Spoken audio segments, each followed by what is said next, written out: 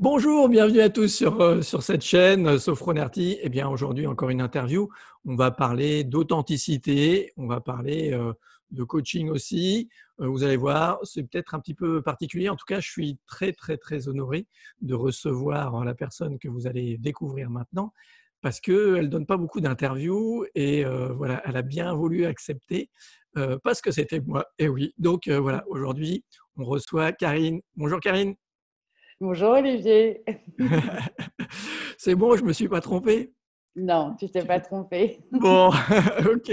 Alors, je vais te laisser déjà te présenter, nous dire un petit peu qui tu es et ce que tu fais. D'accord. Donc, je m'appelle Karine Huchery, je suis en région parisienne et aujourd'hui, je suis coach de vie et thérapeute en programmation neurolinguistique. Et en fait, moi, ma spécialité, c'est d'accompagner plus des gens qui ont fait des burn-out ou des hauts potentiels qui ne se retrouvent pas un peu dans ce monde. Et c'est de les amener à retrouver leur pouvoir et donc savoir qui ils sont vraiment, quelles sont leurs envies et comment ils ont vraiment envie de vivre et de se redéfinir en fait par rapport à tout ça. Et je fais également de l'écriture, donc je fais de la plume blanche pour des gens qui auraient soit envie de raconter leur récit de vie et donc à travers ça inspirer d'autres personnes, parce que c'est un peu mon levier, ou des personnes qui ont envie de parler d'un thème particulier. Et là, je suis en train, par exemple, de le faire pour Didier Gélanor sur le leadership. Donc voilà, donc je fais aussi plume blanche. D'accord, oui, de l'inspiration, ouais, ça C'est heu, ça. c'est ça. Et ben, justement, toi, inspirer, puis raconter, la vie, qu'est-ce que tu peux nous raconter un petit peu ta vie? Comment tu en es arrivé là aujourd'hui? Comment j'en suis arrivée au coaching? Ouais. Alors, je vais faire assez bref parce que, comme tu l'as dit tout à l'heure, je fais peu d'interviews et que je raconte peu ma vie. Mais malgré tout, je pense que ça fait partie du jeu. En fait, moi, j'ai été élevée dans une famille où la seule place que j'avais, c'était quand j'aidais les autres. C'était une famille assez souffrante. Enfin voilà, après, c'est pas Émile Zola, hein, la famille, mais quoi qu'il en soit, c'était une famille de personnes très sensibles et et moi-même, j'étais très sensible. Mais en fait, je ne peux pas vous expliquer pourquoi. Moi, ma place était toujours d'aider les autres et j'avais une légitimité que quand j'aidais les gens. Donc, j'ai vite appris à me construire comme ça, c'est-à-dire à peu exprimer mes émotions, à peu m'exprimer moi sur qui je suis, d'où le fait qu'aujourd'hui, ce soit aussi plus difficile, et à être en soutien permanent pour les autres. Et voilà. Et cette hypersensibilité que j'avais, moi, je l'ai un peu étouffée. Et j'ai toujours voulu faire de la relation d'aide, mais c'était plus, je voulais être assistante sociale, juge pour enfants, je voulais être Mère Teresa, l'abbé Pierre. Enfin, voilà, je sais pas si tu vois un peu la catégorie de personnes. Ouais, ouais, Mais en même temps, vas-y, je t'en prie. ouais, non, un peu la sauveuse, tu sais, C'est ça, dans le triangle de exactement. Cartman, on est toujours un petit peu le sauveur, la Exactement. sauveuse, ouais, ouais, je C'était connais. ça. Et puis même dans les films que j'aimais, c'était toujours les super-héros. Moi, je m'imaginais en super-héroïne et tu vois, et ça donnait du sens à ma vie, en fait, tout ça. Et sauf qu'au fond de moi, malgré tout, même si j'étouffais ma sensibilité, je la ressentais.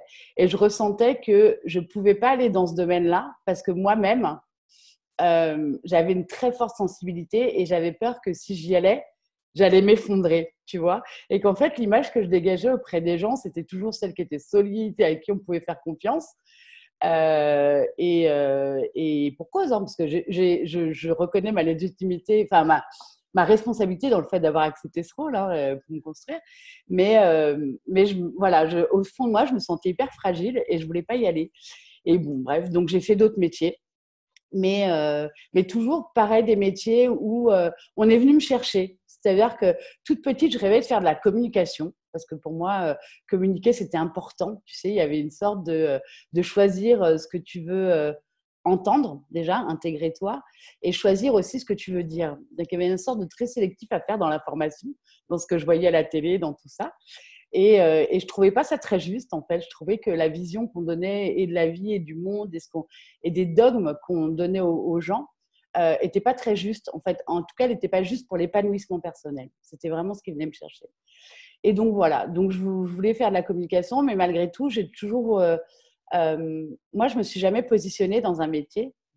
Comme quoi, le positionnement, ça revient.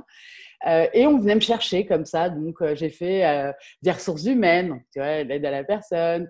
J'ai fait de la communication interne, des relations de presse, etc. Et tu vois, j'étais toujours un peu une sorte de porte-parole des autres parce que j'écrivais leurs discours, etc. Et puis, à ce moment-là, en fait, et là, ça, je crois que c'est la première fois que j'en parlais, en fait. À ce moment-là, en fait, j'étais avec une personne qui, lui, était hyper souffrant parce qu'il avait vécu des sévices atroces dans son enfance. Et, et que, bref, au moment où je l'ai rencontré, il ouvrait le procès contre la personne qui lui avait fait ça. Et du coup, ça faisait tout ressurgir. Et, et voilà. Et moi, j'étais toujours en sauveuse, quoi. Et je m'oubliais. Donc, j'ai calqué ma vie. En fait, on a vécu 2 ans ensemble. Et pendant 2 ans, je crois que j'ai pas eu de souffle. C'est-à-dire, je me suis pas sentie respirer 5 minutes. Parce que pour moi, et comme ça correspondait un peu, tu sais, à mon schéma familial, comme il était plus en danger que moi, je me devais que de me substituer à lui, en fait, de me substituer à sa vie. Et voilà. Et en fait, tout ça, plus pareil, le choix de métier que j'avais pas finalement choisi parce que je me suis retrouvée dans les relations de presse. C'est un univers qui est très superficiel malgré tout. En fait, où les journalistes, c'est beaucoup, en gros, tu as un article que si tu leur donnes, je travaillais dans l'hôtellerie en plus, hein, donc c'était si tu leur donnes une chambre d'hôtel gratuite, tu avais un article. Et pour moi, c'était, tu vois, pareil, il y avait cette forme d'injustice de me dire, mais en fait, ça veut dire que tout ce qu'on avale dans la presse, c'est acheté, quoi. Et voilà. Donc, il y avait cette injustice de ce côté et à la fois cet étouffement que je vivais dans mon univers personnel. Et j'ai fait un burn-out. Donc, la vie est bien faite, hein. Un matin, je me suis réveillée, si on peut dire comme ça. En tout cas, j'ai ouvert les yeux et je regardais un mur et je pleurais. Et ça a duré 3 jours. Et je ne pouvais plus me lever, je ne pouvais plus rien faire, je ne pouvais même plus manger. J'ai pleuré pendant 3 jours d'affilée, quoi. Et je crois qu'à ce moment-là, j'ai sorti toute la tristesse que je ne m'étais jamais autorisée à sortir, tu vois. Et voilà, donc ça a été le burn-out, etc. Et malgré tout, je m'en suis remise assez vite, tu vois, au bout de, je crois, 4-5 semaines.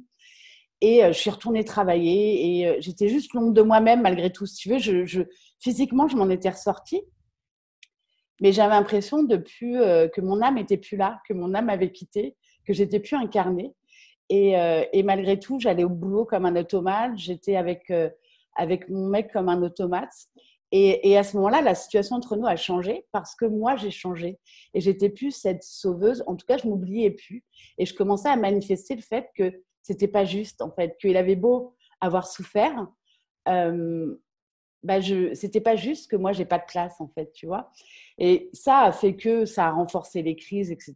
Et c'est devenu au quotidien, c'est devenu atroce. Enfin, je veux passer les détails, mais voilà. Et tous les jours, et il partait dans de la drogue, dans l'alcool, etc. Je rentrais, je savais jamais dans quel état j'allais retrouver, s'il y avait pas le feu à la maison. Enfin, tu vois, c'était vraiment ça. Plus les relations de presse, qui c'est un truc où à 23h30, il y a un journaliste qui t'appelle, il lui faut tout dans l'heure qui vient, tu vois. Et du coup, je me suis vite retrouvée dans cet engrenage-là qui m'avait fait faire ce burn-out. Et là, à un moment, en fait, je ne sais pas ce qui m'est arrivé, je me suis retrouvée devant une route et il y a une voiture qui passait et je me suis dit, bon, c'est bon, quoi. Tu vois, j'ai assez donné. Je pense que là, mon jour est venu. Et en fait, j'ai failli me mettre sous une voiture à ce moment-là, tu vois. Et je ne sais pas ce qui m'est arrivé. Il y a un truc qui a fait, j'ai eu une perte de conscience, tu vois, qui a fait que je ne l'ai pas fait. Et j'ai vu la voiture passer. Et après, tu vois, j'ai pris du recul par rapport à ça. Je me sentais, tu vois, vraiment perdue dans la rue comme ça. Et à ce moment-là, je me suis dit, mais qu'est-ce que tu fais, quoi? Pourquoi? Tu vois? Pourquoi tu as voulu faire ça alors que depuis que j'étais gamine, je disais que la vie, elle était magique, que j'adorais la vie, que c'était une chance, la vie, etc. Et à ce moment-là, j'ai eu cette prise de conscience où je me suis dit, mais Karine, c'est eux ou toi. Tu vois, j'ai une sorte d'instinct de survie qui m'a fait dire maintenant, si vraiment tu aimes la vie, il va falloir que tu la prennes ta place. Parce qu'il est là le problème, tu vois. Et c'est la prise de conscience que j'ai fait. Et bref, et donc j'ai quitté cet homme-là. C'était hyper difficile pour moi, tu vois. Parce que pour moi, c'était en plus l'homme de ma vie, hein. Tu vois, outre le fait d'être sauveuse, pour moi, c'était l'homme de ma vie. Et voilà. Et c'est là que j'ai commencé mon chemin en développement personnel. Et c'est en commençant ce chemin-là, en me faisant moi accompagner par un coach en PNL aussi, où je me suis rendu compte que oui, que en fait le problème c'était pas tant que j'étais une sauveuse, etc. Le problème il était que j'étais pas à la bonne place, quoi, et que je ne savais même plus qui moi j'étais parce que je me laissais sans arrêt définir par les autres et parce qu'on attendait de moi, parce que j'étais gentille que si je faisais ça, etc. Alors c'est toujours pareil, hein, je suis très consciente que c'est une interprétation de ma part. Mais malgré tout, voilà, à l'époque, c'était un peu ça. Et voilà. Ça fait 10 ans que j'ai commencé ce chemin. Et puis, au cours de ce chemin, bah, quand tu commences ton chemin, la vie est bien faite. En fait, tu as des choses comme ça qui viennent. Et j'ai une amie qui m'a parlé de la programmation neurolinguistique. Et j'en avais déjà entendu parler parce que j'avais déjà fait des études de psychologie, tu vois, pour comprendre pourquoi j'avais des parents aussi atroces, entre guillemets. Ils sont loin d'être atroces, hein. Mais en tout cas, je n'aimais pas les gènes que j'avais, tu vois, donc j'avais besoin de comprendre ça. Et voilà. Et donc, je me suis dit, bah, tiens, je vais m'intéresser à la PNL. J'ai lu un livre et là, c'était comme une révélation pour moi parce que ça me donnait la chance, parce que la programmation linguistique, c'est ça, hein, c'est part du principe où tout ce que tu es, c'est le fruit d'un programme. Mais que ce programme, il peut être revisité. C'est-à-dire que ton ADN, ce n'est pas une condamnation. Et moi, ça a été magique. Pour moi, ça a été… je pense que c'est à ce moment-là que j'ai repris espoir. Tu vois, c'est au moment où, donc il y a peut-être 6 ans maintenant, où j'ai commencé la PNL et j'ai compris que tu pouvais te redéfinir, tu pouvais te reprogrammer. Et qu'en fait, tout ça, même si c'était engrammé dans l'inconscient, bah, tu avais du pouvoir là-dessus. D'où le fait qu'aujourd'hui, j'ai envie d'accompagner les gens à reprendre leur pouvoir. Ouais, c'est bien ce qu'on fait une boucle. En tout cas, merci d'avoir partagé ça avec nous, parce que c'est hyper important. Je pense qu'il y a des gens qui se retrouveront là-dedans, dans tout ce que tu dis sur l'hypersensibilité. J'aimerais revenir sur ce super pouvoir, parce que je pense que chez moi aussi c'est présent. Moi aussi, je lisais les BD, les Marvel et tout ça quand j'étais jeune et que je rêvais d'être un super-héros. Et aujourd'hui, je suis un super-héros. Et en tout cas, j'ai un super pouvoir, plus qu'être un super-héros. Et c'est ça, ce pouvoir. Toi, aujourd'hui, tu as pris cette décision de changer et comme tu le disais, d'arrêter de t'oublier et vraiment de prendre ta place. Et ça, c'est hyper important. J'aimerais qu'on discute là-dessus, sur cette décision et ce que ça engrange, ça met en place, les mécanismes qui se mettent en place, et même de façon inconsciente. On peut le retrouver dans ce que tu dis, où à un moment donné, comme moi, je me suis dit, et toi aussi, bah, je vais en finir, je vais me jeter sous les roues ou d'un pont ou quoi que ce soit. Et en fait, là, l'inconscient et le corps prend le dessus en disant non, c'est pas possible, tu vas t'en sortir. Ouais, c'est ça. C'est Ouais. une sorte d'instinct de survie, je sais pas. Mais c'est ça, hein, c'est presque le cerveau reptilien qui dit eh oh, t'es sérieuse ou pas, quoi, arrête. Ah oui, je pense que là, le cerveau reptilien, il prend le dessus et il nous sauve. Il est là pour ça. Donc, il est là pour ça. Donc, c'est sa fonction première, c'est sa fonction normale. Après, bon, il y a d'autres choses. Mais toi, justement, cette décision, comment elle s'est manifestée? Comment ensuite tu l'as travaillée? Puisqu'on parle d'un chemin, bien sûr. Comment tu la travailles aujourd'hui?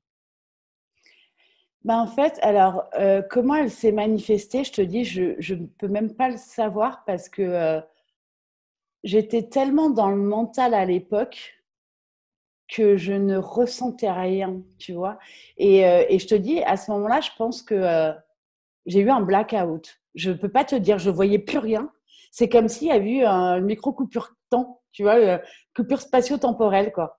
Un truc. Et pourtant, au moment où je me suis dit, c'est bon, j'y vais, la voiture, je ne sais pas à combien de mètres elle était, parce que j'ai du mal avec les chiffres, moi. Mais bref, elle était vraiment en haut de la rue, tu vois. Et c'est comme si quand j'étais revenue à la réalité, elle était passée, Mmh. tu vois. Donc, je ne peux même pas te dire comment ça s'est passé, en fait. Je suis incapable de t'expliquer comment ça s'est passé. Tout ce que je sais, c'est que Dieu merci, ça s'est passé, tu vois. C'est tout ce que je sais. Et après, ce que ça a fait dans ma vie, c'est que bah, tout de suite, hein, je suis, en fait, quand je dis je l'ai quitté, etc., ça n'a pas été si facile que moi. Que ça pour moi, pardon. Parce que qui dit hypersensible, en tout cas pour moi, disait aussi dépendante affective. Et que j'étais aussi, alors je ne sais pas si c'est le fait que je sois une femme ou pas, mais moi, j'avais ce côté fleur bleue, tu sais, j'étais une amoureuse de l'amour, quoi. Et quitter le mec de ma vie, bah, c'était pas possible, quoi, tu vois. Pour moi, enfin, techniquement, c'était impossible à faire. C'était comme si, une nouvelle fois, genre, le peu d'âme qui me restait, je me l'enlevais, quoi, tu vois. Et c'est comme si, bah, derrière, j'aurais plus de raison de vivre parce que j'aurais plus de raison d'aimer, tu vois. Il y avait un truc comme ça. Et donc, je suis allée voir une psy. Déjà, dans un premier temps, je suis allée voir une psy. J'ai fait, alors, en plus, c'était une psychothérapie de groupe. Donc, ça a été assez fulgurant et assez rapide. Moi, j'ai eu quand même des choses comme ça assez rapides même si ça fait longtemps que j'ai commencé. Chaque fois, c'est des phases un peu rapides. Et donc, j'ai vu cette psy et j'ai fait une psychothérapie de groupe pendant 3 mois. Voilà, et elle m'a fait prendre conscience notamment que même quand tu es dans un couple et même quand tu aimes, en fait, 1 plus 1 égale 3. Alors, je suis nulle en maths, hein, mais quoi qu'il en soit, je me disais 1 plus 1 égale 3. Il y a un truc qui ne va pas, tu vois, ça dissonnait. Mais j'ai compris, en fait. J'ai compris que aimer, ce n'était pas être en dépendance affective, mais c'était être complet soi-même, que l'autre soit complet, et qu'à travers ça, tu construises quelque chose, en fait. Et le 3, c'est ça, c'est ce que tu construis des deux complets. Donc ça, déjà, ça m'a fait prendre conscience de me dire, bah, tiens, est-ce qu'au final, tu es quelqu'un de conscient ou est-ce que moi, je suis une rêveuse, hein, et tu vois, je ne l'ai pas dit, mais un de mes objectifs aussi à long terme, c'est de monter des centres du rêve partout dans le monde pour réapprendre aux gens à rêver et pour construire. Mais ça va avec le fait de reprendre son pouvoir, tu vois, et de construire sa vie de rêve. Mais j'ai toujours été cette rêveuse-là, tu vois. Et je sais que, bah, en tout cas, ça m'a rattachée à la réalité. Dans un premier temps, j'avais besoin de ça parce que j'avais ça. Et j'avais aussi, ce que je n'ai pas dit, c'est que je me suis raccrochée aussi à l'époque. Je me disais, c'est pas possible de souffrir autant. Et c'était pas que pour cette relation, hein, parce que cette relation, je crois que c'était un détonateur par rapport à tout le reste que j'avais enfoui.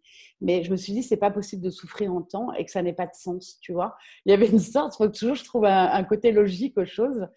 Et à ce moment-là, du coup, je me suis rapprochée aussi de la spiritualité, de la réincarnation, etc.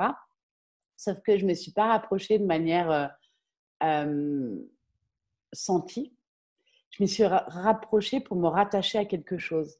Et du coup, j'avais non seulement compris que voilà, j'étais une amoureuse de l'amour et pas forcément de la personne. Donc ça, déjà, ça m'a un peu, tu vois, ferait prendre du recul. Et à la fois, je me raccrochais à cette fameuse réincarnation et je me disais, bah, au final, peut-être que si tu as ressenti ta vie comme ça, parce que en fait, si je vous détaille ma vie, j'ai pas eu une vie tant que ça de merde, hein, c'est pas le problème.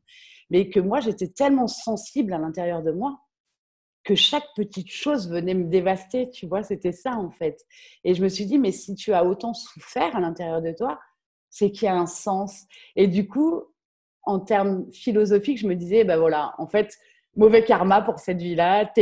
Cette vie-là, elle est faite pour en chier, donc tu vas en chier. Et c'est comme ça, mais le sens que ça a, c'est que dans la prochaine vie, elle sera chouette. Et je pense que cette décision-là que j'ai prise de manière inconsciente, Ah, on t'entend plus. Ah, non. attends, Ah, voilà, ça y ça est, donne... Ah, c'est reparti. C'est bon là? Tu m'entends? Ouais, là, je t'entends, c'est bon. Bon, j'essaie de plus bouger parce que je parle beaucoup avec les mains. Et oui, en fait, je pense que cette décision-là aussi spirituelle, je l'ai prise de manière inconsciente parce que, étant donné que j'avais failli, ou en tout cas eu l'idée d'intenter à ma vie, il fallait que je trouve une raison de rester en vie. Et si je croyais à la spiritualité, si je croyais en la réincarnation, je ne pouvais plus me suicider. Parce que si tu te suicides, c'est mauvais karma pour la prochaine vie. Donc, tu rempiles pour la prochaine vie, tu vois. Donc, je pense que c'est ça qui m'a aidée, mine de rien, à rester en vie jusqu'à il y a peu, parce que maintenant, j'ai transformé ça aussi, tu vois.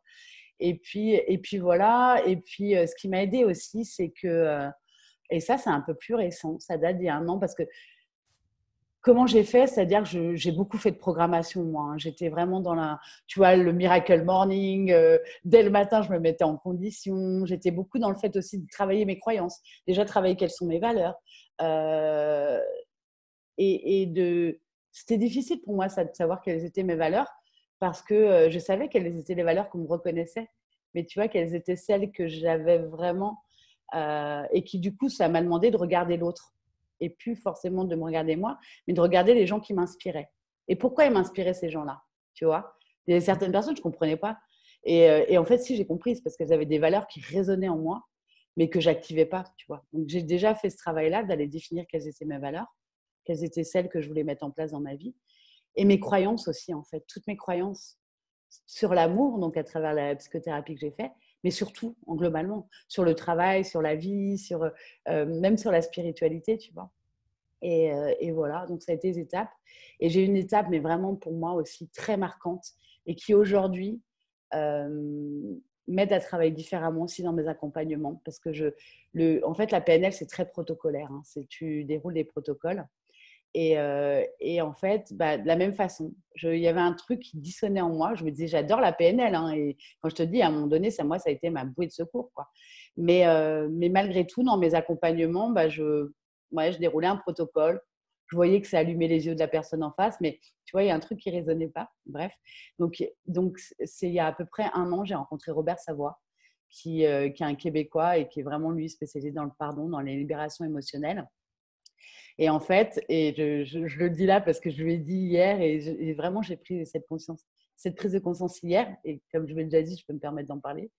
En fait, la première fois, je le voyais sur les réseaux et je ne comprenais pas pourquoi j'étais fascinée par ce mec parce que c'était pas un cérébral. Et moi, je croyais qu'en cérébral, tu sais. J'avais tellement peur de mon hypersensibilité étant gamine que j'ai développé le cérébral.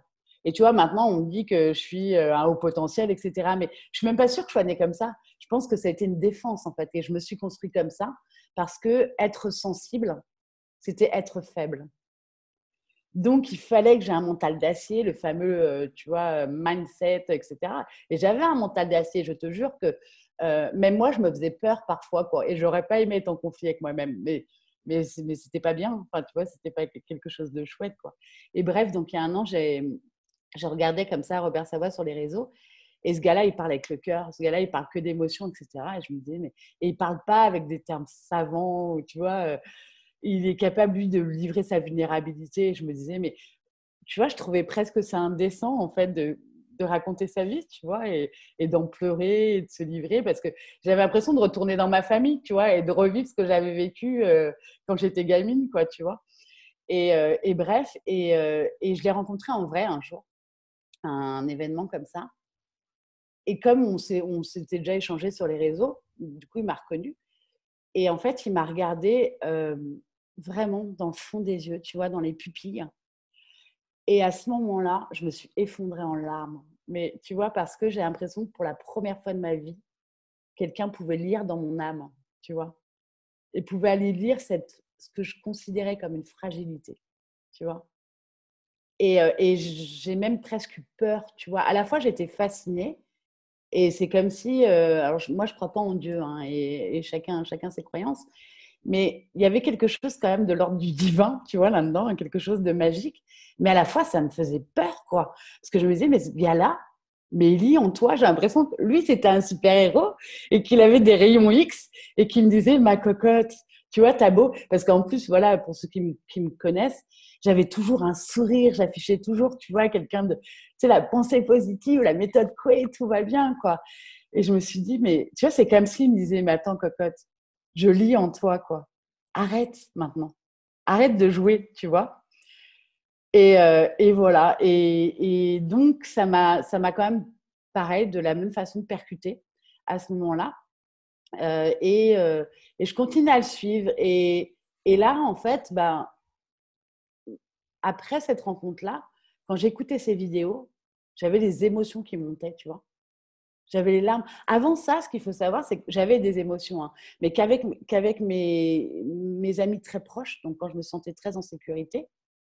Et c'était souvent, tu vois, les émotions positives que je transmettais, l'amour, la bienveillance, blablabla, tu vois. Et surtout jamais la tristesse, parce qu'il ne fallait pas que les gens voient que moi-même j'avais des failles, tu vois, parce que j'étais leur super-héroïne. Donc, si je montrais mes failles, bah, en gros, mon piédestal, il allait s'effondrer, j'allais plus être personne, quoi, tu vois, c'était ça. Mais malgré tout, dès que je regardais un documentaire à la télé, un film, etc., tu sais, j'avais toujours la larme qui coulait. Je me disais, arrête. Je savais que c'était un film dans ma tête. Je savais qu'il mettait une musique pour te mettre en condition, que tout était réuni pour te mettre en condition. Et malgré tout, je me laissais cueillir, quoi, tu vois. Mais bon, mais c'était le grand jeu d'ailleurs dans ma famille. Dès qu'on regardait un film ensemble, tout le monde regardait. Bah oui, forcément, Karine va verser sa larme à un moment, tu vois. Et bref. Et donc, après, quand je regardais ces vidéos, donc j'avais les émotions qui montaient. Et puis voilà. Et donc, lui, il fait des retraites en physique de 2 jours où c'est spécialisé dans les libérations émotionnelles. Et j'y suis allée. Je suis allée à une retraite parce qu'il m'a demandé de venir, très sincèrement, parce qu'à ce moment-là, j'étais tellement construite dans mon arrogance, tu vois, dans cette. Parce que, après, il y a. Je ne dis pas tout, hein, mais dans le développement personnel, moi, je trouve qu'il y a un pan qui est celui-ci, qui est le fameux mindset, machin, et tu dois être un leader, tu dois faire ceci, etc. Et quand tu es quelqu'un, en tout cas, je parle que pour moi, parce que je n'ai pas envie de faire des généralités, mais quoi qu'il en soit, moi je ressentais de l'infériorité. Tu vois, le fait de me poser en super-héroïne, c'était pour pas qu'on voit. Je me sentais fragile, moi, tu vois. Et donc, pour quelqu'un qui se sent fragile, bah, les masques que tu construis, c'est de la supériorité, tu vois. Faut surtout pas montrer que tu es fragile, toi, ça va. Et j'ai même, tu vois, aujourd'hui, et peu importe, hein, je n'ai pas envie de m'en rappeler parce que je trouve qu'aujourd'hui, ça n'a pas de sens, mais j'ai même occulté 7 ans de ma vie, quoi. C'est-à-dire que de mes 0 à 7 ans, j'ai zéro souvenir. Zéro souvenir, ni émotionnel, ni d'image, ni de son, rien, tu vois. Et pourtant, j'ai fait de l'hypnose réversive, j'ai fait plein de choses, tu vois, mais j'ai zéro souvenir. Mais voilà, moi, mes masques, c'était ça, c'était de mettre un mur sur ce qui pouvait trop me blesser. Et c'était de me positionner moi en sachant, etc. Et je suis arrivée à ce week-end-là en me disant, mais en vrai, bon, il est gentil, c'est un bisounours, je vais y aller parce qu'il va m'envoyer de l'amour. Et puis, bah voilà, j'étais encore en dépense affective, donc ça allait bien. Mais le petit coco, là, le petit Québécois, avec son accent, ben, il ne va pas me faire grand-chose, quoi. Ça ne va pas me bousculer, tu vois, parce que j'ai tellement… ça fait genre 44 ans que je me suis construit des barrières, donc ce n'est pas lui qui va les lever en 2 jours, tu vois. Et puis à ce moment-là, bah si, en fait, c'est ce qui s'est passé, tu vois, et que y a des gens qui se sont, eux, autorisés à vivre leur vulnérabilité, eux, à raconter leur histoire. Et de la même façon, je ne comprenais pas pourquoi j'étais effondrée quand ils racontaient leur histoire, parce que ce n'était pas la mienne, je ne me reconnaissais pas dans cette histoire. Mais par contre, je me reconnaissais dans la détresse qu'ils ressentaient, tu vois. Et je crois que ça, en fait, ça… Tu sais, quand on dit tu couves tes émotions, bah, c'était ça. C'est comme si j'avais mis un couvercle. Et ça, je crois que ça a fendu le couvercle. Et à ce moment-là, il y a quelque chose de magique ou pas. À vivre, ce n'est pas forcément magique, mais c'est comme si mon armure à l'intérieur s'était fendillée, tu vois. Et je me suis autorisée, moi, à pas forcément vivre ma détresse à ce moment-là, mais en tout cas à prendre conscience de tous les masques que j'avais mis en place. Donc, ces fameux personnages du sourire pour ne pas avoir envie de se jeter en l'air, quoi, tu vois, de la spiritualité parce que, en fait, je trouvais la vie tellement dégueulasse que si je ne mettais pas ça sous couvert de la spiritualité, bah, pour moi, ça n'avait pas de sens d'être là, tu vois. En fait, tout ça, c'est comme si j'ai eu un vrai éveil de conscience, pour le coup, à ce moment-là. Et puis voilà. Et puis bah, après, j'ai aussi suivi dans d'autres programmes. Et ça fait maintenant un peu moins d'1 an, mais presque, tu vois, ça fait 9 mois à peu près, le temps d'une grossesse. Et voilà. Et aujourd'hui, bah, le confinement, ça a été, je crois, comme je dis, la pièce qui manque au puzzle parce que d'habitude, j'aurais été dans cette sauveuse. D'habitude, j'aurais eu envie de faire des vidéos pour la communauté, pour que les gens, justement, les mettent dans cette pensée positive. Mais en vrai, ce n'est pas ce que je ressens en ce moment. Je ressens que j'ai besoin de silence, tu vois. J'ai besoin de fermer ma bouche, même si j'ai accepté cette interview. Et j'ai besoin, moi, de me connecter à qui je suis vraiment, à ma vraie spiritualité et d'être dans mon intérieur, tu vois. Et je me l'autorise, ce que je n'ai pas fait depuis très longtemps. Et je m'autorise même à ne pas appeler mes amis. Et je m'autorise même à ne pas répondre quand certains m'appellent. Et juste leur dire, écoutez, cette semaine, je me suis laissé la semaine pour être tranquille. Et voilà. Et là, en fait, bah, j'ai vraiment l'impression que j'en suis arrivée à un vrai stade de développement personnel. Parce que maintenant, ce qui se passe, j'ai plus besoin de pensée extérieure ou d'aller voir un autre psy, d'aller voir un autre thérapeute, etc. Pour aller bien et pour surtout savoir qui je suis. Parce que j'ai l'impression que le fait d'avoir libéré un peu toutes ces blessures, etc., le fait de m'être reconnectée à ma sensibilité, j'ai une super boussole. Mais vraiment, la sensibilité, maintenant, je trouve que c'est un vrai cadeau. Parce que c'est une boussole GPS, quoi. Et là, c'est ce que je ressens en ce moment. C'est-à-dire que j'ai plus besoin des autres pour exister.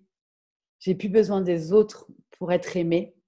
Parce que j'ai enfin fait ce chemin vers moi-même, M', tu vois. Et voilà. Je ne sais pas quoi te dire d'autre. Merci. Bah, non, enfin, j'aimerais rebondir sur plusieurs trucs. Déjà, je trouve que c'est génial ton parcours d'hypersensible. Je pense que beaucoup de monde s'y retrouve. Et en tout cas, moi, je m'y retrouve. Il y a plein de choses de communes et tout ça. Et moi aussi, je pleure devant des films ou des séries, des trucs. Moi, Joséphine, avec les enfants, regarde Joséphine. Des fois, ça me fait pleurer. Hein. Mais j'accepte ça aujourd'hui. C'est pas un problème. Tu vois, c'est normal. Et même, comme tu disais, cette sensibilité, elle est, cette émotion, elles font partie de nous, nos émotions. Donc, sachons les accepter, les exprimer, même si on sait que c'est faux et quoi que ce soit. Après, ça ne dure pas. Ouais, je ne vais pas rester triste ou ému pendant des minutes et des minutes.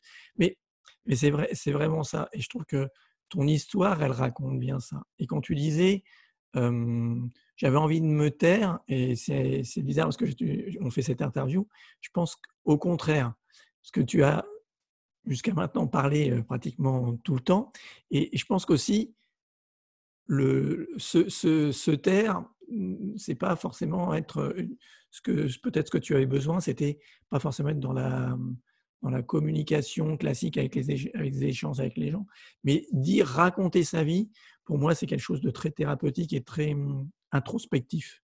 En fait, on redécouvre aussi sa vie, on redécouvre aussi des choses comme ça. Et c'est pas, je pense que, voilà, je sais pas ce que toi tu en penses, mais moi j'ai cette impression-là. En fait, quand je dis j'ai besoin de me taire, c'est plus que… et là, c'est assez bizarre, hein, parce que moi, j'habite en immeuble. Et d'habitude, j'ai des voisins très bruyants. Et en ce moment, c'est comme si, tu vois, tout l'univers conspirait pour moi.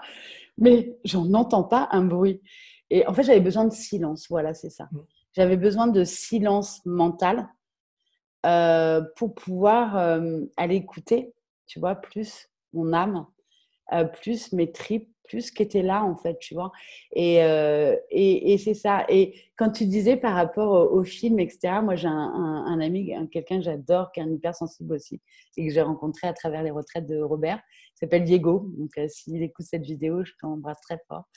Et en fait, il dit, et j'ai adoré, hein, parce que quand j'ai versé une larme, je me suis excusée, et il m'a dit, mais tu sais, une larme d'amour qui tombe, c'est une bulle d'amour qui remonte. Et je trouve ça, mais magique. Et en fait, maintenant, je m'autorise, en fait. Et j'aime, moi, maintenant, tu vois, me dire, bah oui, je verse une petite larme. Mais ouais, mais parce que je suis en vie, en vrai, tu vois. Ouais. Bien sûr que nos émotions, on est des êtres d'émotion, et exprimer, sortir une émotion, pour moi, c'est quelque chose d'indispensable et qui effectivement nous fait toucher la vie. Alors bon, il y a des émotions plus ou moins agréables ou désagréables, mais pour moi, aujourd'hui, pleurer devant un film ou être ému par quelqu'un, par des fois des vidéos, des gens inspirants aussi. Moi, quand je rencontre des gens inspirants, c'est aussi ça, des gens qui m'émeuvent. Bah, c'est de l'amour, en fait. C'est juste de l'amour. Donc, pourquoi réprimer ça? Pourquoi cacher ça? Et on revient peut-être à ce que tu disais, où souvent, pour se protéger, en tant qu'hypersensible, je connais ça. Alors, on donne notre vision d'hypersensible. Je ne sais pas si les autres sont comme ça, même si je pense qu'on est tous hypersensibles, plus ou moins. C'est vraiment ça, ces émotions, et les laisser s'exprimer, c'est vraiment indispensable. C'est quelque chose qui nous maintient en vie, les émotions qui Ça, nous font exactement. être vivants. Moi, il y a un truc que j'aime aussi dire aux gens, mais est-ce que vous êtes vivant ou est-ce que vous vous sentez vivant? Ce qui te fait sentir vivant, c'est les émotions et c'est l'amour, en fait. L'amour sous toutes ses formes, hein, mais c'est vraiment ça. Mais c'est hyper juste ce que tu dis parce que, tu vois, quand je disais tout à l'heure qu'il a fallu à un moment donné que je me raccroche à la spiritualité, pardon, pour trouver un sens à ma vie, mais c'est parce que justement, à ce moment-là, je m'empêchais tellement de vivre mes émotions que je me sentais mourir de l'intérieur. Et c'était ça la sensation, tu vois. En fait, petit à petit, et c'est pour ça que quelque part, j'aurais même pu passer à l'action 15 fois, parce que j'étais en train de m'éteindre de l'intérieur, quoi. Ouais. Et je pense que pourquoi on se met tu parlais d'armure, de carapace, enfin, de choses comme ça, on se met et on s'en met plein, plein, plein, parce qu'en fait, à l'intérieur, on se perd, à l'intérieur, on n'est pas vraiment vivant, on s'oublie, on se bat souvent. Pourquoi on met des armures? Parce qu'on se bat, on est souvent dans la lutte. Moi, c'est vrai quelque chose sur lequel j'axe beaucoup, d'arrêter de lutter, d'être dans la confrontation avec soi-même, hein, je parle pas avec l'autre, mais même si ça vient avec, mais vraiment arrêter de lutter. Qu'une fois que tu te débarrasses de ces armures et tout ça, tu trouves pourquoi tu le fais, parce qu'à l'intérieur, comme tu le disais, toi, tu as fissuré, mais à l'intérieur naît ça, naît les C'est émotions ça. et naît cette vie, vivre ces émotions, ressentir, les accepter, voilà. C'est les émotions qui vont te faire grandir, qui vont te faire avancer et dépasser cette carapace et te tenir debout, te tenir vivant, te sentir vivant. C'est grâce à elles, quoi. Mais tu sais, c'est assez rigolo parce que après, voilà, c'est symbolique. Mais moi, à chaque fois que j'ai une histoire d'amour un peu qui est venue me chahuter, derrière, j'ai pris 10-15 kilos, quoi. Que tu vois, j'ai jamais reperdu. Et en fait, je me construisais une carapace, hein, tu vois. J'avais déjà cette bonne carapace en termes de caractère où c'est horrible, hein, mais même au travail, je faisais peur à certaines personnes, quoi, tu vois. Mais j'aimais ça parce que je me disais, au moins, ils vont pas me faire chier, quoi. Mais j'avais aussi cette carapace extérieure. Et là, bah, tu vois, euh, vraiment, je te dis, là, j'ai vraiment libéré depuis un an énormément de choses. Alors, je sais qu'il m'en restera toute ma vie parce que toute ta vie, tu vis des émotions. Et tout à l'heure, quand tu parlais des émotions moins agréables à ressentir, eh ben, aujourd'hui, moi, je les considère comme presque des plus beaux cadeaux que les émotions agréables parce que c'est chaque fois que j'ai une émotion désagréable, c'est que j'ai quelque chose à régler. Et donc, celle-là, elle va plus me faire travailler et progresser finalement que l'émotion agréable, tu vois. Alors, je dis pas que je veux vivre que des émotions désagréables. Je suis pas sadomaso, tu vois. Mais ce que je veux dire, c'est que maintenant, je me dis, OK, quand j'ai une émotion désagréable, bah, comme tu disais là, quand je t'ai interviewé, je l'accueille, quoi. Je me dis, OK, tu es là, qu'est-ce qui se passe? C'est quoi l'émotion qui est derrière? C'est quoi le sentiment derrière l'émotion? Et ce sentiment, il vient d'où? De quelle partie de mon histoire de vie il vient, en fait? Parce qu'il est forcément rattaché à quelque chose de mon passé. Et ça, bah justement, ça m'aide à revisiter mon histoire. Et après, bah, à recalibrer en me disant, OK, aujourd'hui, tu as 45 ans. Bon, même si j'en parais 22, non, je déconne. Mais tu as 45 ans. OK, bah, tu vois, ça n'a plus lieu d'être, ça, en fait, tu vois. Parce que cette histoire-là, tu es armé différemment maintenant dans la vie. Tu es quelqu'un d'autre parce que tu t'es défini, etc. Et donc, ça me permet de revisiter ces histoires de vie et ça me permet bah, justement de libérer ces émotions de plus en plus. Et le fait de libérer, bah, aujourd'hui, tu vois, là, depuis le confinement, j'ai perdu 5 kilos déjà, tu vois. Je me suis libérée de 5 kilos parce que je ne les ai pas perdus. Bon, bref, tu vois, il n'y a rien à gagner à perdre. Mais, mais parce que, enfin, je me sens solide à l'intérieur, tu vois. Mmh. Je pense que c'est vraiment ça et on peut faire c'est bien que tu fasses l'analogie entre les émotions et le poids. Enfin, et je pense que c'est hyper lié, hein. Pour moi, c'est vraiment ça. Et les émotions, quand on les garde, c'est un message pour moi, l'émotion. C'est juste, elle est là pour dire quelque chose. Donc, Heu, tu l'écoutes, OK, tu la ressens, machin, tu écoutes le message, tu sais: «Ah bah oui», comme tu le dis, ça voit sur mon parcours de vie, qu'est-ce que ça veut me dire? Qu'est-ce que voilà et puis ça part et voilà. si tu la gardes, si tu essayes de la cacher, de la maintenir, machin, Mmh. bah oui, oui, effectivement, t'en mets, t'en mets, t'en mets, t'en mets, t'en mets, et voilà. Et tu gonfles en fait ces émotions que tu gardes en toi, comme la C'est cocotte minute, ça. bah, la pression elle monte. Donc comme cette pression elle monte, bah, il faut bien faire un peu plus de place jusqu'à ce que ça pète, parce que des fois ça pète, C'est hein, ça. Mais et voilà. tu sais, c'est rigolo de dire ça parce que moi, il y a un moment, les gens ils croyaient presque que j'étais bipolaire ou je sais pas comment on dit quand tu es instable, tu sais, Schizophrène. heu, ouais, limite, tu vois? Enfin, pas à ce point-là, mais Mhm. globalement parce qu'en fait, je contenais tellement mes émotions et même, tu vois, quand j'étais à un dîner avec des amis, qu'il y avait des amis qui me gonflaient, parce qu'ils prenaient trop de place et que c'était blabla. Zola, un peu comme dans ma famille, tu vois? Je disais rien. Donc je me taisais, sauf que ça montait à l'intérieur de moi, tu vois? Et il y a un moment, beh, je me mettais à dire un truc, mais tu sais, c'est comme si, je sortais un bazooka et je lui envoyais un truc d'une violence disproportionnée, quoi, avec ce qui venait de se passer. Et c'est pour ça, en fait, quand je te dis: «Je faisais peur aux gens», c'est ça, c'est qu'en fait, je couvais tellement mes émotions, même au travail et cetera, tu vois? Qu'à un moment, bah, j'étais capable d'aller voir mon N+2, même le PDG de la société et de lui claquer la porte de son bureau et de lui dire ces 4 vérités, tu vois? Mais avec une violence et les gens, ils me regardaient en se disant: «Mais c'est Godzilla, quoi», tu vois? Et c'était ça, tu vois? Ouais, c'est le principe de la cocotte minute. C'est voilà, il faut bien à un moment donné que la pression elle sorte, et souvent elle sort, bah, par cette violence, par cette colère, ou par de la tristesse, par des larmes, voilà, que tu arrives plus à t'arrêter, que machin, comme dans ton burn-out où bah, tu as pleuré pendant Mmh. 3 jours. Bah, c'est ça, à un moment donné, il faut que ça sorte. Donc c'est juste apprendre pour moi le chemin. Pour moi, c'est vraiment là, et tout le travail qui est important. Et sur les émotions, c'est vraiment ça. Apprendre à les écouter, les accepter, les laisser vivre.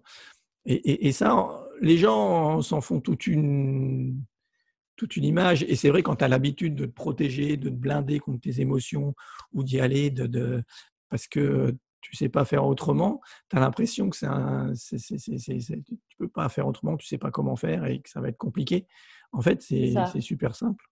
En fait, c'est la peur. Moi, c'était Mmh. ça. En fait, j'avais l'impression que si je m'autorisais à exprimer mes émotions, en tout cas, ne serait-ce qu'à les laisser vivre à l'intérieur de moi, j'allais m'effondrer. Je j'ai pas d'autres termes, mais ce qui me faisait à chaque fois, c'est ça. C'est je me sentais tellement fragile que c'est comme si l'émotion allait prendre le dessus sur moi et que j'allais m'effondrer. Mais parce que quelque part, je pense qu'inconsciemment, j'avais ce fameux danger de vouloir me foutre en l'air si, tu vois? Donc il y avait ça. Et en fait, comme tu dis, Heu, bah, la première fois que je me suis autorisée à l'exprimer, bah, j'ai vu que je me suis pas effondrée, en fait, tu vois? Mmh. Après, je l'ai fait dans un cadre sécuritaire, hein, tu vois? Et je j'encourage pas les gens à exprimer leurs émotions comme ça, tu vois? Que ce soit avec des accompagnants ou avec des groupes bienveillants comme ça qui eux-mêmes sont dans cette démarche-là. Dans un premier temps, il faut le faire dans un cadre sécuritaire. Mais et tu vois? Et petit à petit, tu le fais, tu vois que tu t'effondres pas. Puis tu vois même que ça te fait du bien et que ton émotion, elle part vite, en fait, tu vois? Mmh. Puis tu le refais, puis tu le refais, puis tu le refais.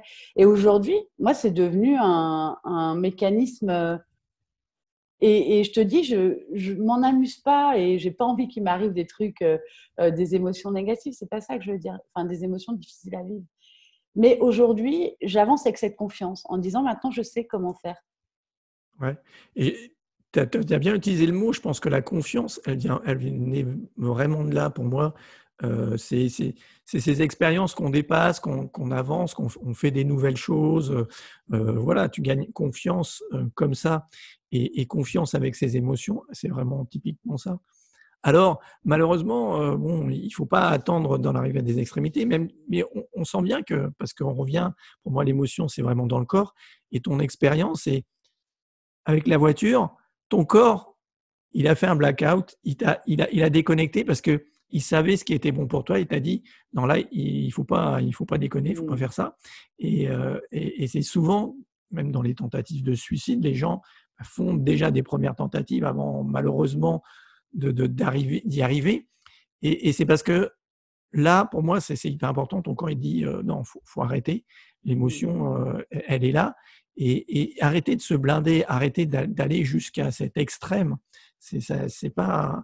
En plus, ouais, c'est ça qui aujourd'hui, moi, quand tu l'expérimentes, c'est simple, c'est Ouais, je facile suis complètement d'accord avec toi. et c'est ça. Et moi, ce que j'aimerais, voilà, à tous ceux qui nous écoutent, étant des témoins, toi aussi, tu l'as vécu et je pense beaucoup de gens, enfin moi, les gens que je rencontre qui sont justement sur cet accueil des émotions, tout ça. Vraiment, quand ils ont dépassé ça, parce qu'il y a des gens qui n'arrivent pas complètement à aller jusqu'au bout et ça, c'est important. Ça devient beaucoup plus léger, ça devient fluide, Ouais. c'est naturel en Ah ouais, fait. ouais, complètement. C'est et moi des fois, voilà, bon alors j'ai mon côté aussi un peu sauveur qui revient des fois, où je me dis: «Mais cette personne», des fois j'ai des gens au téléphone ou des gens que je croise ou sur Facebook ou machin, je dis: «Mais c'est tellement Mmh. simple, arrête, juste arrête, écoute ton émotion et tu vas voir, ça va C'est changer ta ça. vie». Mais en fait, moi, je trouve que après, quand tu l'expérimentes, et je vais revenir aussi sur les émotions, le fait de s'autoriser à vivre les émotions plus difficiles à vivre. Mais déjà, je trouve que quand tu dis c'est tellement simple, ouais, en fait, c'est presque de l'ordre du bon sens. Tu sais, on dit souvent, il faut aller retrouver ton enfant intérieur, etc. Mais en vrai, ton enfant intérieur, c'est ça, quoi. C'est, il vit de l'émotion. Point. Tu vois? Et ils s'en foutent de savoir ce que Pierre, Paul ou Jacques vont en penser un peu plus tard. Il va se construire ça. Mais quand tu es enfant, tu as juste envie de vivre tes émotions, point. Et ça ne veut pas dire que tu n'es pas adulte. Mais je pense que quand tu dis qu'il y a des gens qui ont du mal à s'en sortir, c'est parce que tu as des gens qui ont du mal. Tu sais, il y a le fameux triangle de Karpman dont tu parlais. Et il y a des gens qui ont du mal à vouloir sortir de cette victimite parce que c'est leur Mmh. raison d'être, tu vois. Oui. Et ça veut dire qu'à un moment donné, la seule condition sine qua non, moi je trouve, pour s'en sortir, c'est aussi de prendre ses responsabilités, tu vois, sur le fait que l'autre n'est pas responsable de l'émotion que tu Ouais. ressens. Ah Il est mais on est responsable parfaitement de ce d'accord, qu'il hein. fait, et c'est tout. Oui, mais en même temps, euh, bah, moi je le vois même en accompagnement, hein, bah, tout le monde n'a pas envie de ça. Et de la même Ah façon, moi oui. dans les coachings, je sais que j'ai des clients, j'allais dire des patients, parce que oui, des fois quand c'est en PNL, mais moi j'ai des gens qui ont vu des psys pendant 10 15 ans, quoi. Et c'est eux-mêmes qui me disent: ah ben oui, mais je sais que quand je réagis comme ça, c'est parce que je fais ceci, cela. Ils sont en train de me faire leur propre psychanalyse, tu vois. Et merci, déjà, j'ai des babsy. Mais au-delà de ça, je dis, mais OK, c'est bien d'essayer de vous comprendre. Mais à un moment donné, là où tu deviens responsable, c'est quand, en plus, tu connais le mécanisme, mais que tu l'entretiens, tu vois. Mmh. Et là, ta responsabilité, elle est là. Elle est dans le fait de continuer à entretenir. Et moi, c'est ce que je dis souvent, même à mes amis. Hein, et c'est peut-être dur à entendre, mais peu importe, c'est ce que je pense. Et là, que c'est dit, quand tu dis, effectivement, j'ai pas envie de fermer ma gueule en ce moment, j'ai envie d'être uniquement dans ma vérité. Et c'est ça, en fait. Voilà. Et, Vas-y. et donc, bah, je pense qu'à un moment donné, de la même façon, quand on est encore à 45 balais, ou moi, à 44 ans comme moi, j'en étais, ah bah oui, mais mon père, blablabla, ma mère, ceci, etc. Ça suffit, quoi. À un moment donné, fous la paix à tes parents, ils ont fait ce qu'ils pouvaient. Ça ne veut pas dire que ça t'a pas fait de mal, ok. Mais à un moment donné, si à 45 ans, tu continues à trimballer ces histoires dans ta vie, et que tu en as conscience surtout, parce que si tu n'en as pas conscience, c'est autre chose. Mais quand tu en as conscience, bah, ça devient un choix. Mmh. Donc après, fais-le, mais fais-le en conscience. C'est Et ça. tu verras que tu ne le feras pas longtemps quand tu mets de la conscience dessus. Ouais, ouais, non, mais je suis tout à fait d'accord et voilà, dans les accompagnements, la première chose, c'est cette responsabilité pour moi qui est indispensable. On est responsable à 100% de ce que l'on ressent. Alors bien sûr que la vie, elle nous apporte des expériences. On ne choisit pas nos parents, on ne choisit pas, tel truc ou tel truc qui nous arrive. Oui, Là, ouais, sa famille.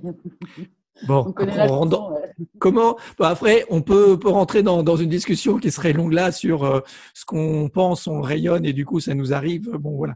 Mais admettons, on n'est pas responsable. Voilà, moi je pense qu'on est responsable vraiment de ce qu'on ressent, comment on le vit, comment on réagit aux choses. Et c'est là où Exactement. tu as le choix. C'est-à-dire que face à une situation, ok, cette situation elle arrive à moi. Comment je choisis? Qu'est-ce que je choisis? Est-ce que je reste dans ce rôle de victime?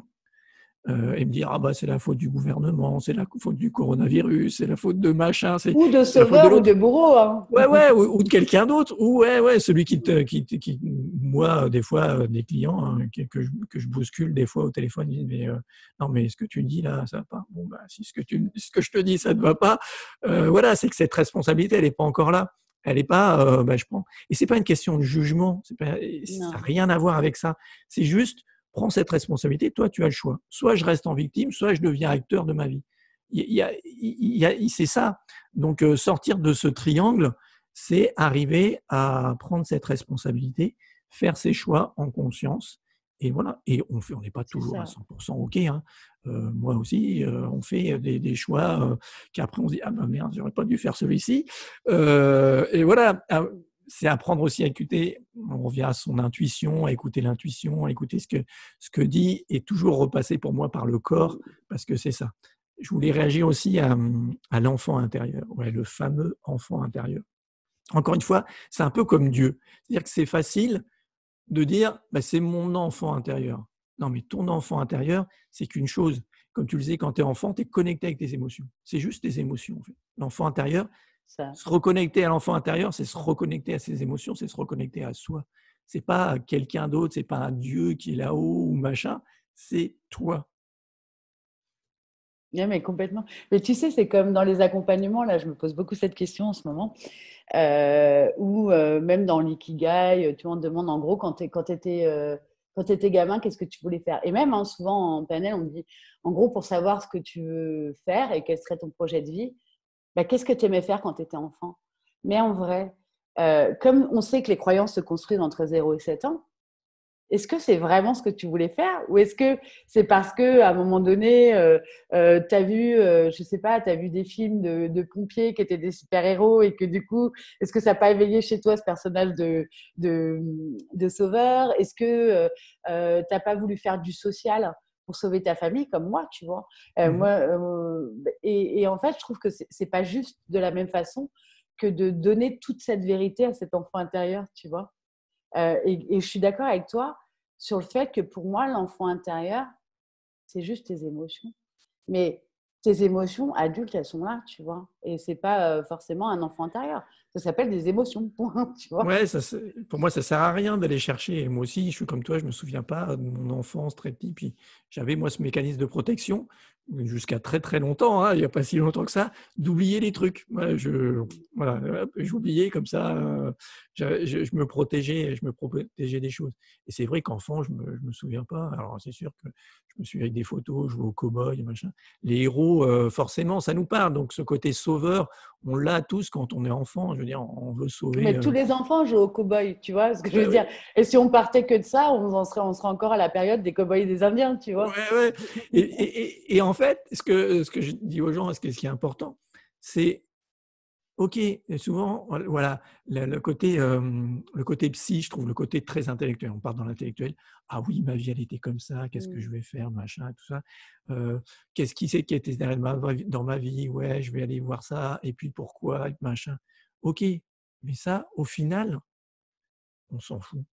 Au final, c'est comment tu le vis aujourd'hui. Si pour toi, c'est OK, si machin, moi, il y a des trucs aujourd'hui, que ce soit le divorce de mes parents, mon divorce à moi, des traumas que j'ai vécus, bah, aujourd'hui, je me suis libéré de ça, c'est pas un souci. Je ne vais pas aller remuer cette merde-là pour quoi que ce soit. Parce que pour moi, c'est OK. À part si tu Voilà. veux écrire un livre, mais à part ça, tu vois.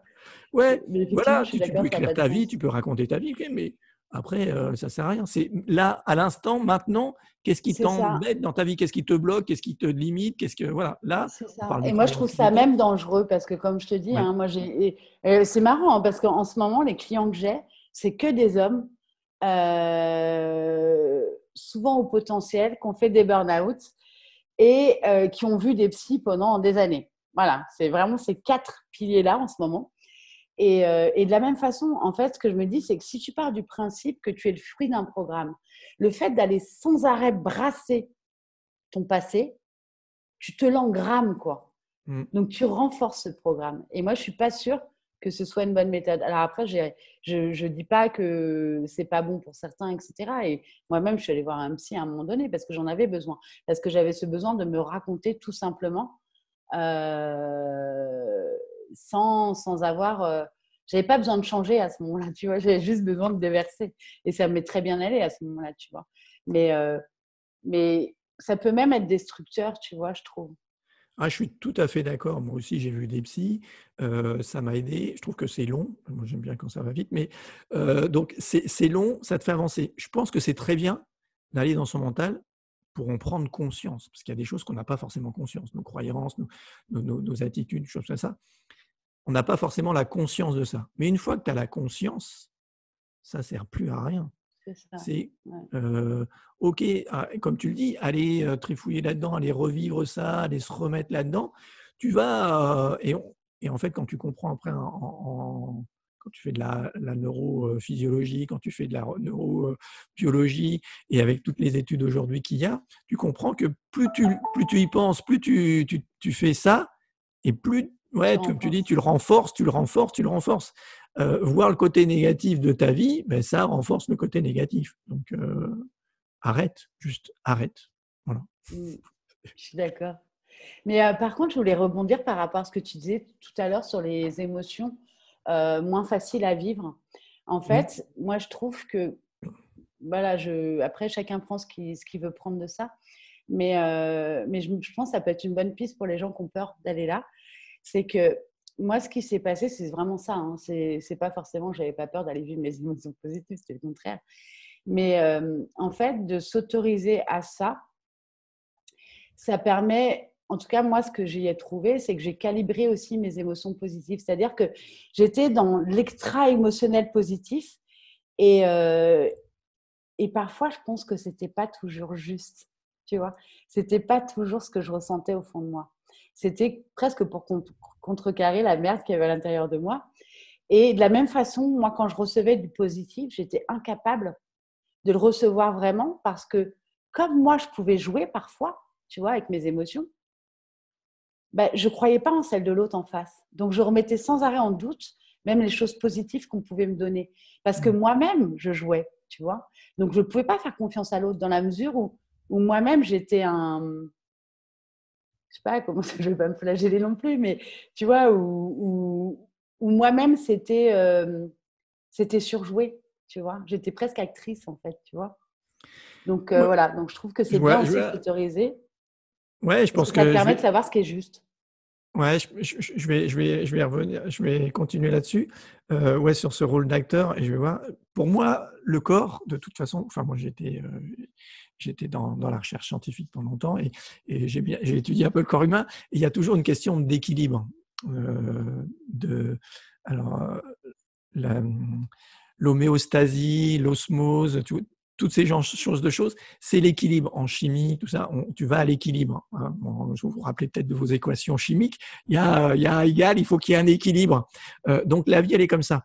Et souvent, les gens qui sont dans cette exubérance de ouais, super, machin, eh bien, au fond, il y a une faille, il y a quelque chose. Et c'est vrai que les gens me disent, mais ouais, si j'arrête ça, après, ils pensent qu'on va éliminer les émotions. Par exemple, si on travaille sur les émotions, si on se débarrasse d'émotions problématiques, désagréables, de souvenirs comme ça, eh bien, on va plus ressentir d'émotions. Non, c'est pas du tout ça.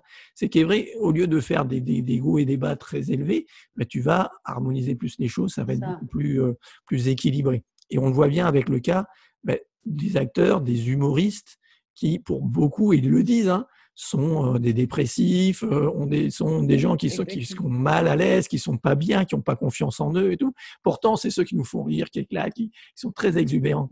En fait, c'est cet équilibre. C'est trouver C'est cet ça. équilibre. Et l'équilibre émotionnel, il est hyper important pour moi. Et moi, la peur que j'avais aussi par rapport à ça, c'est que j'avais peur de devenir fade, tu vois. J'avais peur que si j'étais équilibrée, bah, j'allais être quelqu'un de fade au final, tu vois. Et en vrai, euh, alors après, ça n'est que mon opinion sur moi, mais ce que je veux dire, c'est que c'est pas ce qui se passe. Aujourd'hui, en fait, je trouve que je suis même plus intense, tu vois. Mmh. Ça, je pense que c'est une croyance que beaucoup de gens ont et moi, je vois les gens, sur les peurs que j'accompagne ou des gens que je croise. «Ah non, mais moi, j'en ai une, je me souviens d'une: «Mais moi, j'ai peur de rien, sauf des serpents». Je dis: «Ah bah, OK, d'accord, beh, si tu veux, cette peur des reptiles», en plus, moi, quand je travaillais, il y avait des serpents, on travaillait sur les venins et tout ça, donc ils avaient des serpents en bois et machin. Il me dit: «Ah non, mais si mes collègues, ils font cette blague-là, moi, c'est pas possible et tout». Je dis: «Bah, si tu veux, on travaille et puis c'est réglé».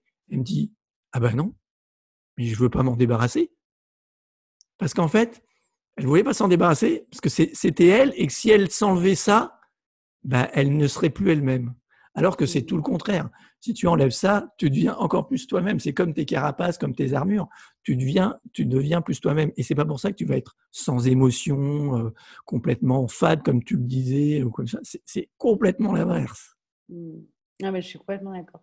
Mais et c'est même presque plus intense. Moi, je trouve que, tu sais, c'est comme moi, j'aime beaucoup la musique, hein, ça me porte beaucoup. Mais je trouve que, en fait, c'est tellement harmonieux.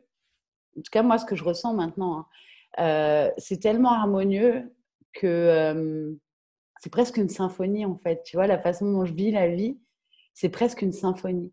C'est-à-dire que chaque moment prend une intensité différente.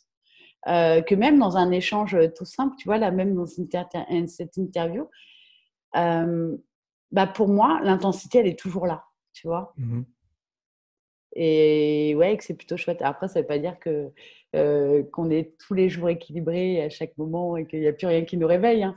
Mais Non, mais je personne ne n'est suis pas le parfait, hein. Dalai Lama, tu vois. Ouais, ouais, Mais, non, mais personne n'est parfait, voilà.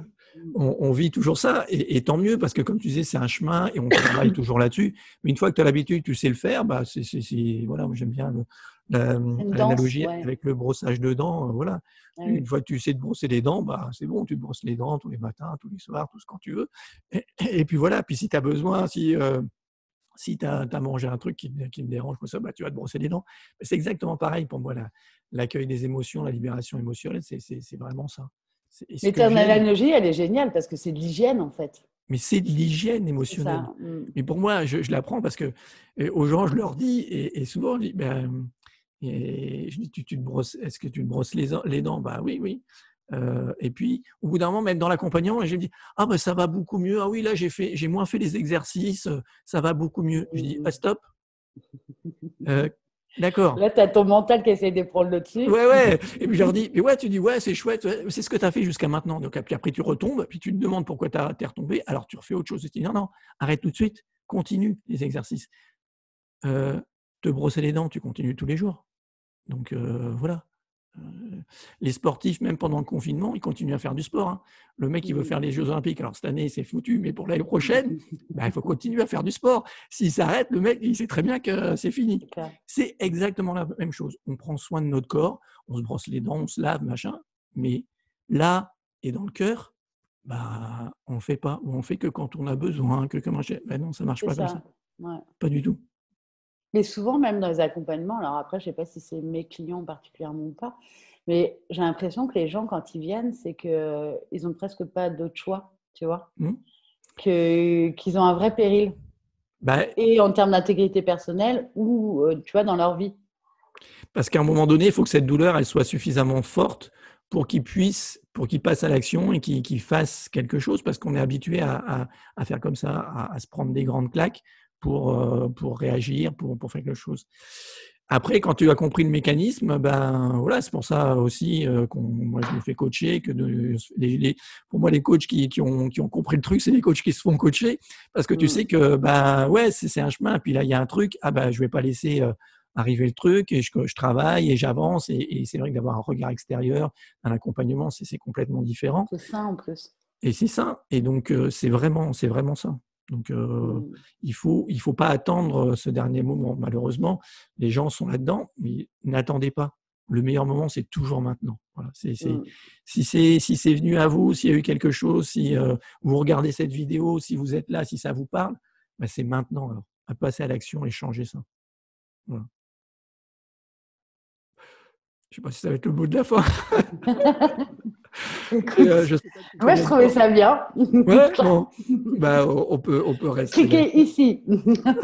Voilà, cliquez quelque part, il y a toujours quelque chose. Vous trouverez. En tout cas, bah, merci à toi, Karine, d'avoir bien voulu partager tout ça, de ce superbe échange.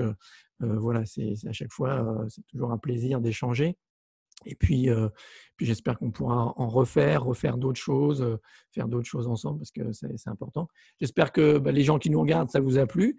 J'espère que vous allez pouvoir cliquer pour en savoir plus et puis partager cette vidéo si jamais ça parle, si ça vous a parlé à vous et si ça parle à quelqu'un que vous connaissez. Voilà. Merci à toi, Karine. Merci, Olivier. Je t'embrasse, à bientôt. À bientôt. Ciao, prenez bien soin de vous. Au revoir tout le monde.